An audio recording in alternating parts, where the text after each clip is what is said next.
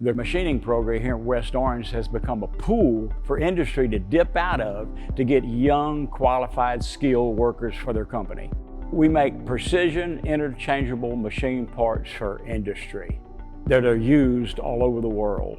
When my students take this class, they can expect to go to work in industry from the high school desk to an industrial floor when they graduate.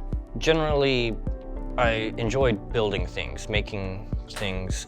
What I like most is being able to know that I'm developing further to making something bigger here at the school and maybe in the future. What we're doing with them is running them through an OSHA training course, 30-hour training course, and they get a certificate of completion. They can just take it, get an associate degree, or hire straight into industry with some training that we're providing out here at West Orange High School. Taking this machining class is like you're getting a head start because you're starting before other people are even knowing what they're gonna do. Even if you don't want to do it, you have something to fall back on. You have something you could do. When I get these young students to come into my class, they don't know anything about machine work. When they leave, that's all they want to do.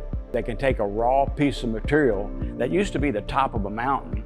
We get it here and they can make precision parts. So it's an important program.